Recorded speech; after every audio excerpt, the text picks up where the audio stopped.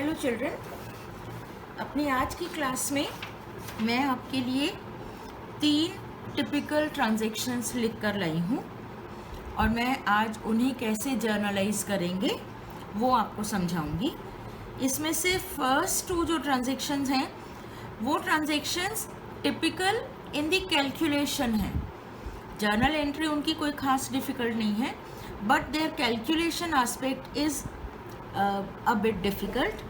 और जो third entry है दैट इज़ ओपनिंग एंट्री, वो इन दोनों एंट्रीज के बाद मैं आपको समझाऊंगी what do we mean by that. तो स्टार्ट करते हैं अपनी फर्स्ट ट्रांजेक्शन को। Sold goods costing ₹5,000 to Anita for cash, यानी ये कैश सेल्स है, eight a profit of 20% on cost less 20% trade discount. Now जब आपको कॉस्ट ऑफ गुड्स दी हो और ट्रांजैक्शन हो सेल्स की, तो आपको पहले सेलिंग प्राइस निकालना होता है। सेलिंग प्राइस कैसे निकालना है आपको? गुड्स की cost is 5,000 rupees and these are sold at a profit of 20% on cost. तो हम वर्किंग नोट्स बनाते हैं। ये हमारे वर्किंग नोट्स हैं। 5,000 की goods, profit is 20% on cost, यानी कॉस्ट का 20% हम निकालेंगे। So this comes out to be ₹1,000 rupees, यानी 1,000 के प्रॉफिट पर हमें मालूम है selling price is cost plus profit, तो cost plus profit is selling price. That means 5,000 plus 1,000 हमारा सेलिंग प्राइस हो गया 6,000। So we are selling goods to Anita at 6,000, but हम उसको सेलिंग प्राइस पर नहीं दे रहे, उन पर लेस 20% ट्रेड डिस्काउंट कर रहे हैं। हमें मालूम है ट्रेड डिस्काउंट हम शो नहीं करते, हमारी एंट्री डायरेक्टली होती है। तो आफ्टर डिडक्टिंग ट्रेड डिस्काउंट, तो वापस अपने नोट्स पर आते हैं। ये हमारा सेलिंग प्राइस आ गया, इसमें से लेस कर दें ट्रेड डिस्काउंट। ट्रेड डिस्काउंट का रेट है 20%। अब क्वेश्चन आता है 20% किसका? 20% सेलिंग प्राइस का। ट्रेड डिस्काउंट हमेशा सेलिंग प्राइस पर दिया जाता है, ना कि कॉस्ट प्राइस पर। तो 6,000 का 20% आप कैलकुलेट करेंगे and that will come out to be ₹1,200।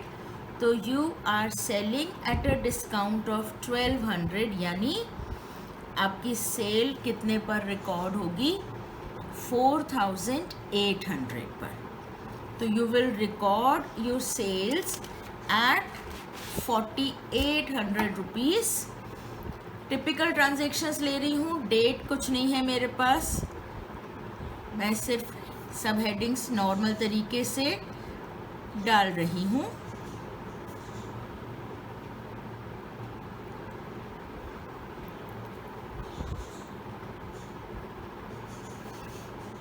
Date की जगह मैं सीरियल नंबर डाल रही हूँ। अब मेरी सेल्स कितने की रिकॉर्ड हुई? 4,800 की। This is sales for cash. अगर इसमें जीएसटी का कॉन्सेप्ट होता तो जीएसटी में सेल्स के साथ आउटपुट जीएसटी हमारा लग जाता। इंट्रा स्टेट ट्रांजेक्शन होती तो आउटपुट एसजीएसटी और आउटपुट सीजीएसटी लग जाता, और इंटर स्टेट ट्रांजेक्शन होती तो आउटपुट आईजीएसटी लग जाता। वो मैं ऑलरेडी अपनी प्रीवियस क्लास के अंदर डिस्कस कर चुकी हूँ, तो अभी मैं आपको सिर्फ ये कॉन्सेप्ट समझा रही हूँ। तो हमने अनीता को सेल किया है बट फॉर कैश, तो हमारे लिए क्या इम्पोर्टेंट है? कैश। हम डेबिट करेंगे कैश को, cash account debit to sales account and the amount will be 4,800 being goods sold.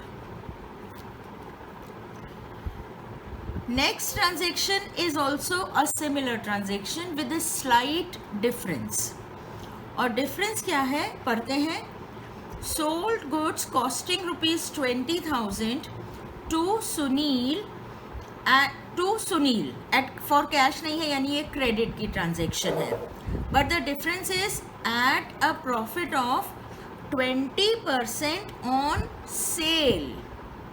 इस बार प्रॉफिट जो है, प्रॉफिट का जो रेट है, जैसे पिछले में ऑन कॉस्ट था, अब ऑन कॉस्ट नहीं given, it is given 20% on sale less 20% trade discount and paid cartage ₹150. Cartage क्या होता है? कार्ट्रेज है सामान को एक जगह से दूसरी जगह ले जाने का खर्चा, उसका एक्सपेंस. तो हमने ₹150 का कार्टेज भी पे किया है to be charged from customer. ये ₹150 का कार्टेज हम कस्टमर से ही चार्ज करेंगे. हमारी सेल भी क्रेडिट पर हो रही है और हम सुनील से ₹150 कार्टेज भी चार्ज करेंगे. तो पहले हम सेल की वैल्यू निकाल लें. सबसे इम्पॉर्टेंट चीज़ सेल की वैल्यू निकाल लें. तो सोल्ड गुड्स कॉस्टिंग 20,000, वापस आते हैं अपने वर्किंग नोट्स पर.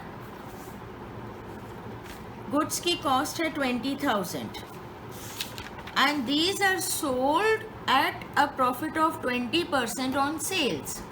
Now when these are sold at a profit of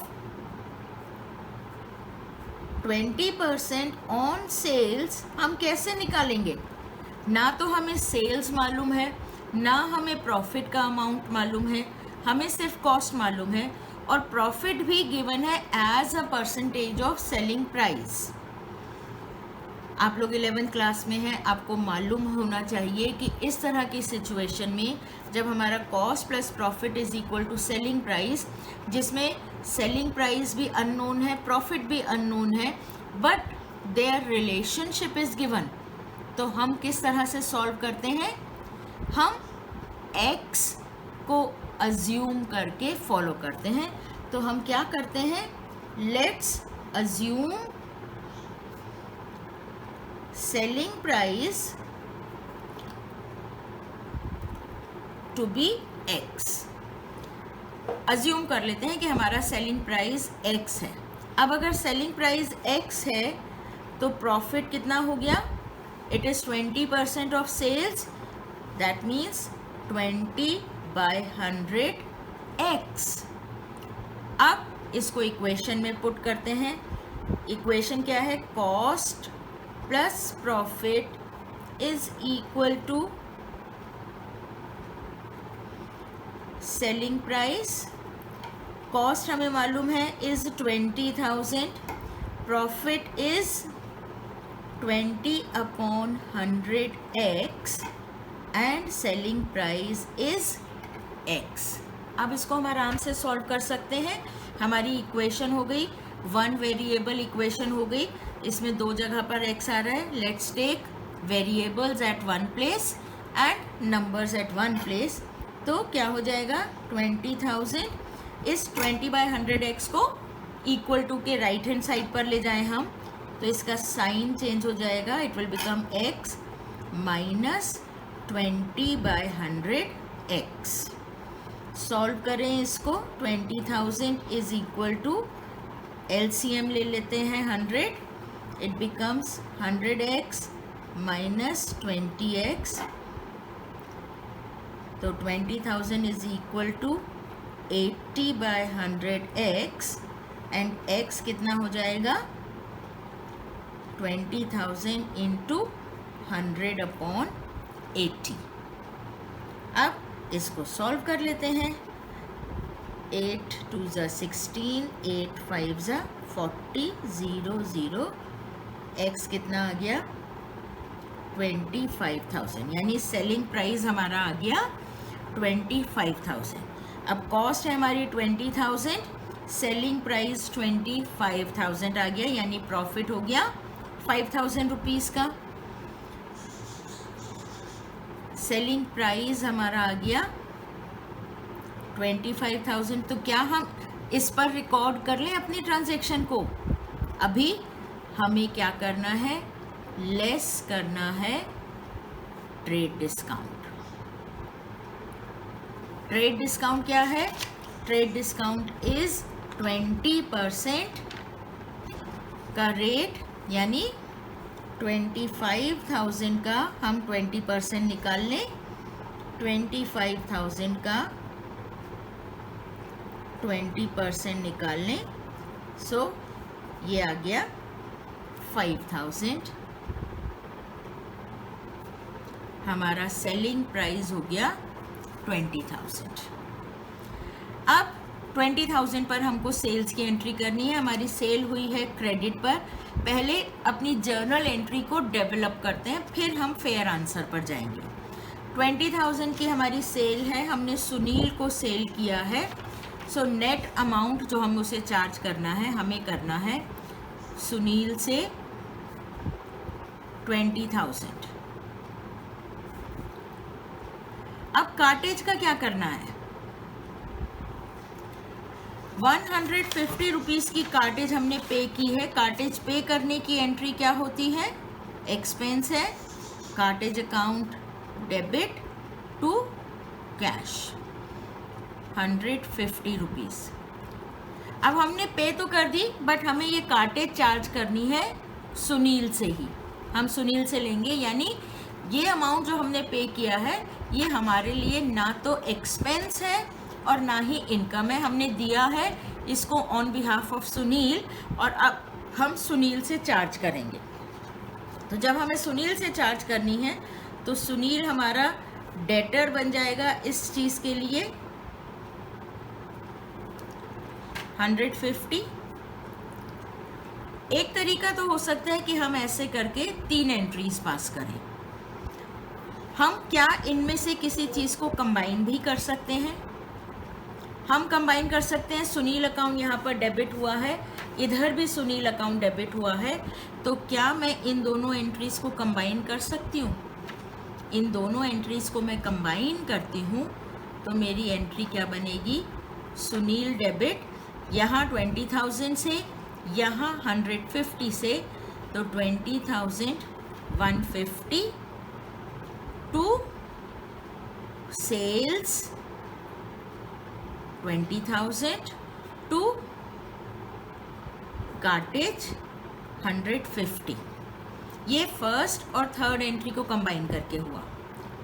क्या इस एंट्री के साथ मैं ये भी कंबाइन कर सकती हूँ? यहाँ कार्टेज अकाउंट डेबिट हुआ है, यहाँ कार्टेज अकाउंट क्रेडिट हुआ है, तो ये दोनों कैंसिल हो सकते हैं। अगर इस एंट्री को मैं इसमें डालूँ तो मेरी फाइनल एंट्री क्या बन सकती है? Sunil debit 20,150 to sales 20,000 to cash 150। This is first alternative. इस एंट्री के अंदर खाली ये करते हैं तो हमें कार्टेज पे करने की entry, cartage debit to cash, ये भी पास करनी होगी। इसमें हम 2 एंट्रीज पास कर रहे हैं, और ये थर्ड ऑप्शन में हमने इन तीनों एंट्रीज को कंबाइन कर दिया। हमारी ये फाइनल एंट्री हो गई। You will choose any of the 3 alternatives as per your understanding. अगर आप 3 एंट्रीज करते हैं then also it is absolutely correct. आपने सुनील को सेल्स की, कार्टेज पे किया और फिर सुनील से कार्टेज चार्ज किया। सिर्फ फ़र्क है कि आपको इन तीनों ट्रांजैक्शंस की नरेशन पास करनी होगी। आपने सुनील को सेल्स की और उससे कार्टेज चार्ज की, सुनील से आपने सेल्स और कार्टेज दोनों का पैसा चार्ज किया और आपने कार्टेज पे की। आप ऐसे भी 2 एंट्रीज कर सकते हैं। और तीसरे के अंदर आप सुनील से सेल्स और जो आपने उसके बिहाफ पे पेमेंट किया है 150, वो सब मिला के चार्ज कर रहे हैं। So I leave all the 3 options to you. whichever you want you can choose। all the 3 options are absolutely correct। आपको जो ऑप्शन ज़्यादा अच्छी तरह से समझ आता है आप उस ऑप्शन को कर सकते हैं। तो यहाँ फाइनल सॉल्यूशन में मैं लिख देती हूँ at the back page as per student convenience. तो आप लोगों की मर्जी के हिसाब से आप इन तीनों में से कोई सा भी ऑप्शन अडॉप्ट कर सकते हैं। इसके बाद मैं आती हूँ अपनी थर्ड ट्रांजैक्शन पर।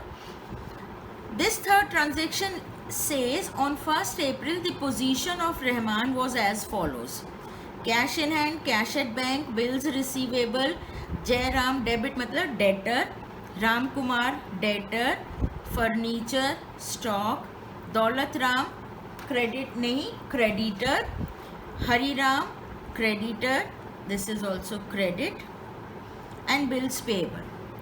अब मुझे इसकी एंट्री पास करनी है। इसका मतलब क्या है, पहले इसका मतलब समझिए।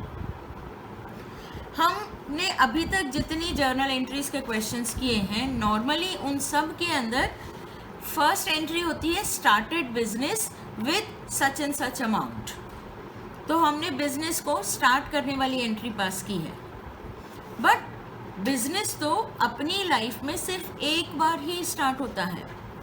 उसके बाद क्या, उसके बाद हम हर साल बिजनेस के अकाउंट्स को क्लोज करते हैं और फिर नए साल में उनको रीओपन करेंगे।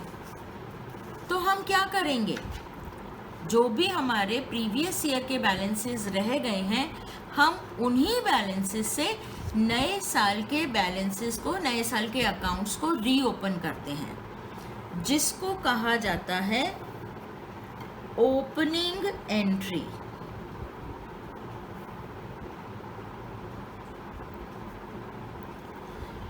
हमारे जितने भी नॉमिनल अकाउंट्स होते हैं, रियल, पर्सनल और नॉमिनल, तीन तरह के अकाउंट्स आपको बताए थे। जितने भी नॉमिनल अकाउंट्स होते हैं वो सब अकाउंट्स साल के एंड में क्लोज कर दिए जाते हैं। सारे एक्सपेंसेस को रेवेन्यू के अगेंस्ट कैंसिल करके हम अपना साल भर का प्रॉफिट या लॉस निकाल लेते हैं, अकाउंट क्लोज हो जाते हैं।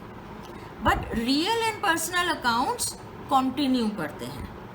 हमारा पिछले साल 11,200 रुपीज़ का कैश बैलेंस था, तो क्या हम उसको फेंक देंगे नया साल शुरू होने पर, चलो जी अब दोबारा से बिजनेस शुरू करते हैं? That does not take place.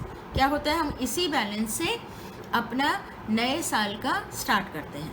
तो जितने भी हमारे डेबिट बैलेंसेस हैं उन सबको हम डेबिट करते हैं, और जितने भी हमारे क्रेडिट बैलेंसेस हैं उन सबको क्रेडिट करके हम जो फर्स्ट एंट्री साल के शुरुआत में पास करते हैं, we call that entry to be opening entry. ये हम हर साल पास करेंगे। बिजनेस तो स्टार्ट एक बार होता है, उसके बाद तो हर साल ये ओपनिंग एंट्री से हमारा नए साल की शुरुआत होती है। So how do we pass it?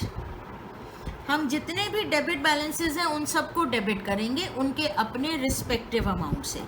So we have cash in hand, so I debit cash in hand account, debit 11,200। Cash at bank है हमारे पास, cash at bank account debit, amount is 2,57,600। then bills receivable, these are also debit balances. Bills receivable account debit 68,800। then Jairam is a debtor, debit कर दें, Jairam's account debit 16,000। Ram Kumar is also a debtor, Ram Kumar's account debit 48,080। Furniture is a debit balance, तो furniture debit 52,800। Stock जो हमारा पिछले साल रह गया था क्लोजिंग स्टॉक, वो नए साल के लिए बन जाता है opening stock. Stock account debit 4,16,000. Daulat Ram is a credit balance. ये हमारे सारे हो गए हैं डेबिट बैलेंसेस. अब जो क्रेडिट बैलेंसेस हैं उनको क्रेडिट करके लिखेंगे टू दौलत राम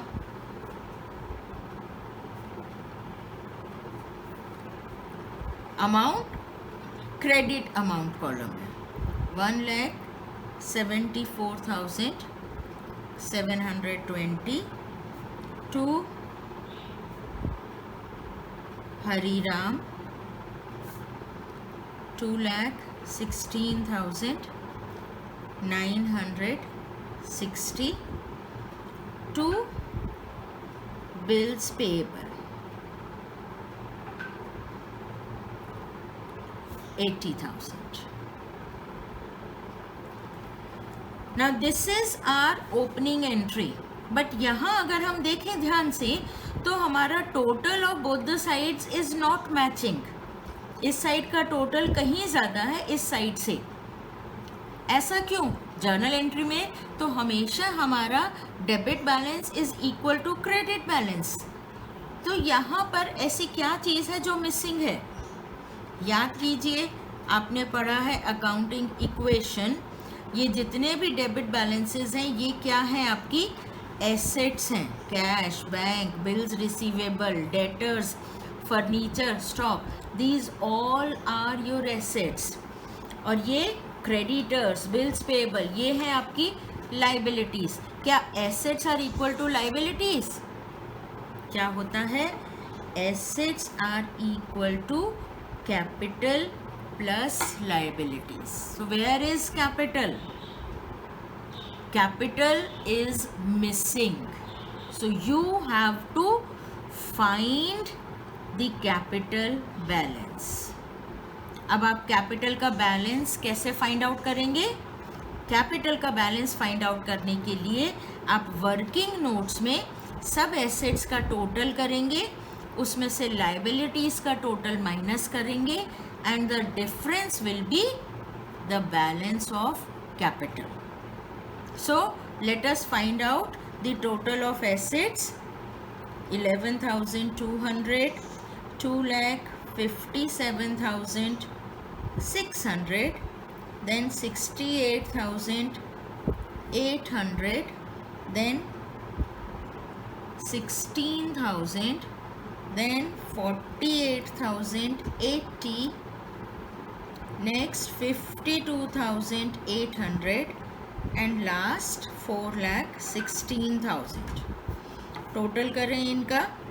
आप लोग अपने अपने रजिस्टर में करें.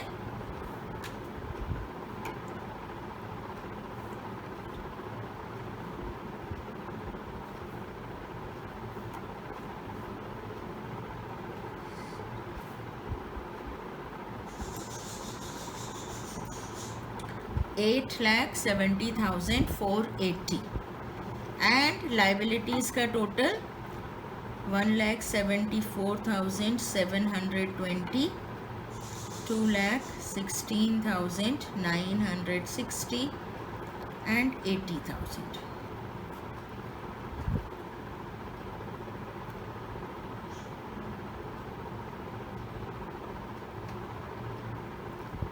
$4,71,680. अब कैपिटल कितनी होगी? Assets minus liabilities. So minus कर दें.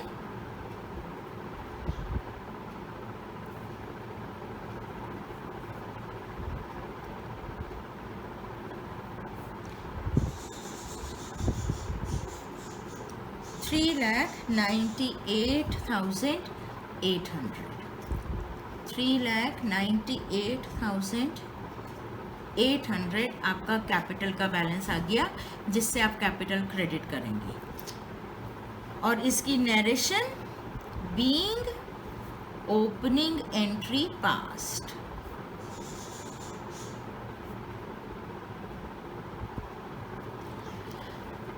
So many times I have seen कि ये बैलेंसिंग फिगर निकालने के लिए बच्चे यहीं पर टोटल कर देते हैं एसेट्स का, यहीं पर टोटल कर देते हैं लाइबिलिटीज़ का। अकाउंटिंग में आपके काम को बहुत ही नीट होना बहुत ज़रूरी है। You can not do the rough work on the fair side पर, आप बिल्कुल नहीं कर सकते, और इसलिए ये सारा काम आपको अपने वर्किंग नोट्स में करना होगा और यहाँ पर ये वैल्यू निकालनी होगी। ना तो आप बिना कैपिटल निकाले अगर आपने ये एंट्री पास कर दी तो ये आपकी एंट्री रॉन्ग है, क्योंकि debit balances are not equal to credit balances. तो ये बैलेंस निकालना कैपिटल के लिए इज़ एसेंशियल फॉर यू। ये एंट्री आपकी वेरी फर्स्ट एंट्री है when we open our books on the very first day of the new financial year, चाहे वो कैलेंडर ईयर है चाहे फाइनेंशियल ईयर है। सबसे पहले दिन हम इन्हीं अकाउंट्स को ओपन करके अपने बिजनेस की ट्रांजैक्शंस की शुरुआत करते हैं। So this is the opening entry. So children, I hope ये एंट्रीज आपको समझ आई हों। Do the practice of these in your book and God bless.